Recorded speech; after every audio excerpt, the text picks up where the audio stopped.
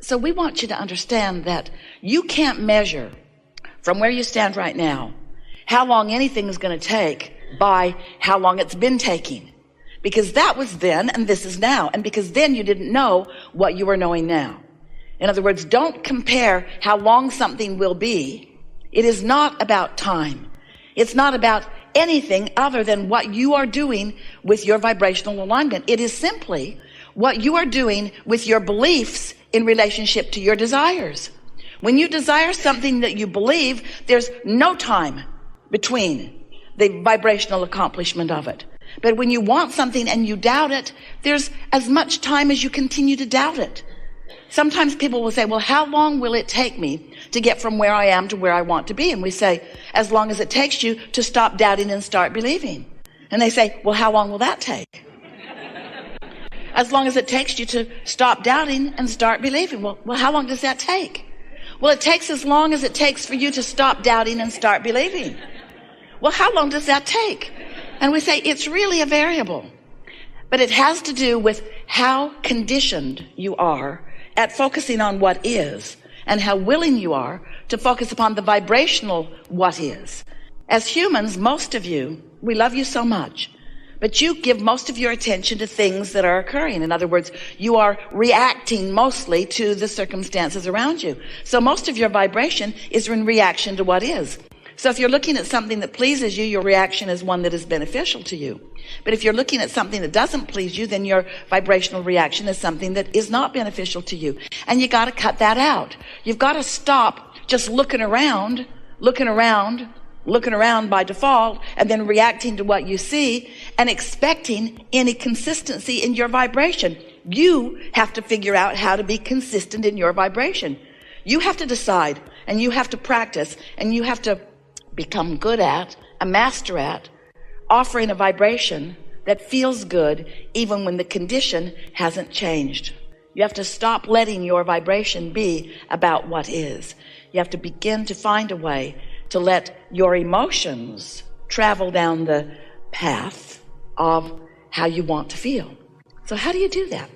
How do you do that after you've been reacting to life so long? Your kids are so sweet this morning, and you just love them so much. So easy to love them. They were sleeping long. The sweet little faces when they're asleep. And then they wake up. And they start fighting with each other right away. And you can hear the drama and the trauma all around the house. And you put your head down on your desk and you think, kill me now. And now you feel different than you did about them when they were asleep. And that's not cool. Because you got to figure out how to be consistent without asking the conditions around you to change. Because you can't control the conditions around you. You know that if you've got kids. You cannot control the conditions around you. And the harder you try to control the conditions, the more you give up your life for something that never gets you anywhere. In other words, there's a way easier way to go about it. You can find a way to feel the way you want to feel regardless of the conditions. And that's what unconditional love is. That's what unconditional alignment is. That's what unconditional clarity is. That's what living in the sweet spot is. That's what practicing the art of allowing is. That's what being in the sweet spot and watching what feels to others like the magic of the universe swarming around you and providing for you this perfect ride. You are the creator of your own reality, which means you are the keeper of your own vibration, which means you are the focuser of your own thoughts. But the way you figure out how to focus your thoughts is by understanding that there is a relationship, a vibrational relationship between what you're thinking right now and what your inner being is thinking right now about the same thing that you're thinking about something right now. When you focus upon something, the whole of you is focused upon it too. And the whole of you has a perspective about what you're thinking about. So let's say you're focused upon something that is really causing you a feeling of irritation. The reason that you feel that feeling of irritation is because your inner being is focusing upon exactly the same thing from a different point of view. Your inner being is expecting good to come, and you, if you feel negative emotion, are not. The reason that you feel doubt, the reason that you feel any negative emotion is because your opinion right now is bogus or we can be kinder than that. Short-sighted or stupid. No, we can. No. Your perspective right now is different than that of your inner beings. Now, we're playing with you. We don't want you to feel critical of yourself, and we certainly are not feeling critical of you, because you live in this time-space reality, and law of attraction is managing everything around you. So if you have some momentum going that is causing you to feel some negative emotion, you're not going to stop it all of a sudden, because law of attraction will not allow it. Whatever you've got going on vibrationally, the law of attraction is bringing you more of. So law of attraction works tremendously to your advantage and tremendously to your disadvantage, because it responds to whatever it is you've got active within you. But it also responds to whatever your inner being has going on actively too.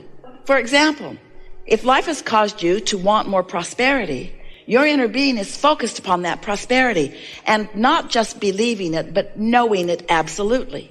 So as your inner being is focused upon the prosperity that you've carved out and asked for, if you're focused for some reason on some event that makes you feel shortage consciousness, then there's a vibrational variance right here, right now, on the same subject, because your inner being believes, knows your financial abundance, and right now you don't. And you're feeling the negative emotion that is evidence to you of how much your inner being believes. Do you like the way we said that? That's evidence of how much your inner being believes. It's also evidence of how much you don't believe, but that's not the part we want you to focus upon. We want you to focus upon how much your inner being believes in your autonomy, in your prosperity, in your ability to thrive on your own. Because each of you are extensions of source energy.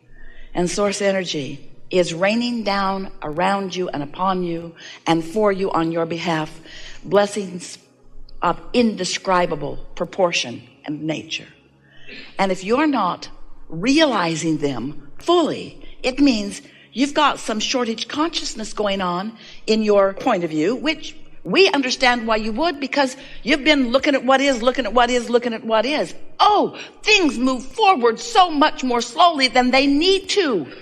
You could clean up your vibration and shorten that gap of manifestation. And we wish that for you. We don't want you to wait so long for something that it's hard to remember how much you want it.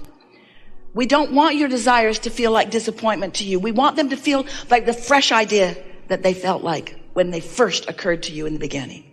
So, very briefly, we want to remind you that you were source energy before you came into this physical body. And even though a portion of your consciousness is projected here into the personality that you know as you, the larger part of you still remains non-physically focused and holds a vivid personal perspective of you and yours. So here you are in this physical body, doing what you came to, out here on the leading edge, sifting and sorting and coming to your personal important preferences about what you want. So you know what you don't want, and you know what you do want, and you know what you don't want, and you know what you do want, and you know what you do want, and you know what you don't want. And you're carving out of this contrasting experience your idea of how life would be better for you. And so you are creating, adding to this vibrational reality, and the source within you loves the ideas that you are sending forth and stands in the vibrational beingness of every evolutionary idea that you flow forth. So here's this vibrational version of you. It's so real, we wanted you to know that it is real. We gave it a name. We called it the Vortex. The Vortex of Creation. Wrote a whole book about it because we want you to come to understand and believe in this vibrational reality as much, no, even more than you believe in the reality that you can see and hear and smell and taste and touch. Because you got to know that life has caused you to create this. And it is a reality that your inner being knows and bees. So now we want to ask you a question. You have not heard us ask this question before because we have not asked it of you before.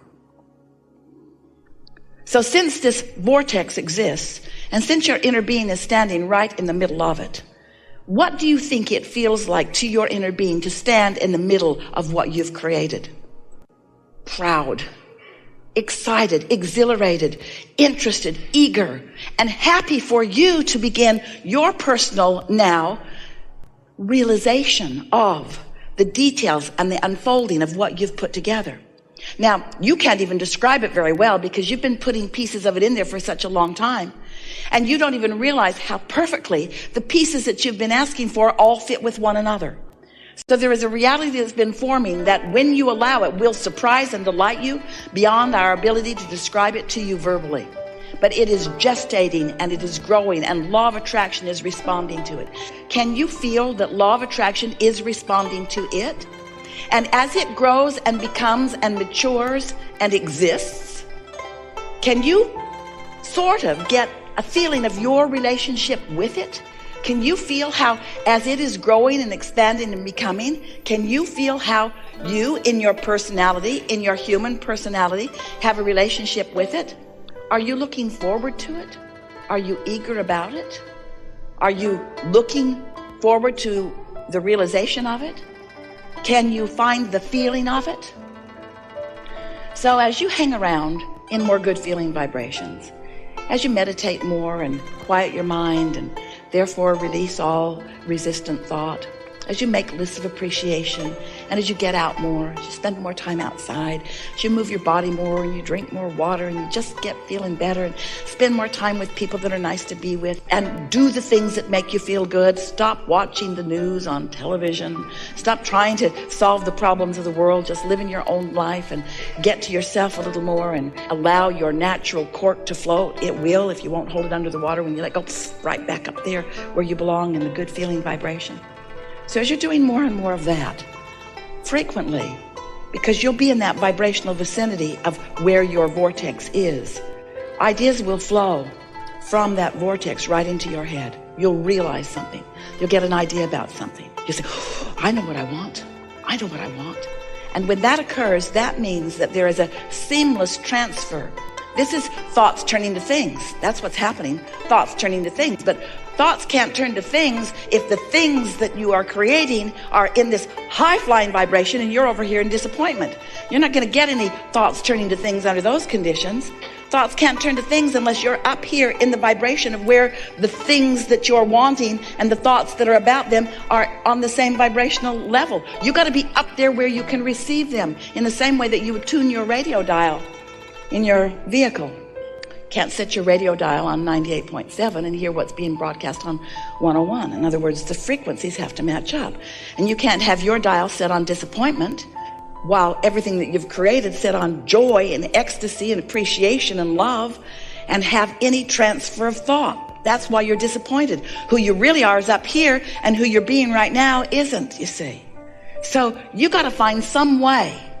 You have to be creative about it. You got to find some way of being happy anyway. You got to stop needing something to change so that you can have a good feeling response to it. You got to figure out how to be happy before it happens. That's what we mean by getting out ahead of it. You have to get out ahead of it. And we know for sure that this knowledge, this understanding that you are gathering here and have gathered even before you got here, but that is being amplified with this conversation, we know for sure that your understanding of the processes that we are talking about, of the laws of the universe, will put you in a place of heightened expectation. And that's all that is required. Just a little shift in your expectation will make the difference between what manifests and how long it takes to manifest. So it sounds to you a little bit like we are eager for you to have manifestation of the things you want. We hear you say to us, Abraham, all right, I'll accept your version of the vortex. I can't see it or hear it or smell it or taste it or touch it, but I believe you, sort of. I'll accept that it's there, but just tell me, how can I get my money out of the vortex and into the bank? How do I turn those vibrations into thoughts and those thoughts into things? And we say, this is how. You find the feeling place of what you want. If you're wanting an extra $2 or $3 or $4 or $5 or $6 or $7 or $8 or $900,000 and you want it like right away, it's not likely that it's going to land in your bank account by the end of this gathering. But by the end of this gathering, you can have accomplished a feeling of prosperity.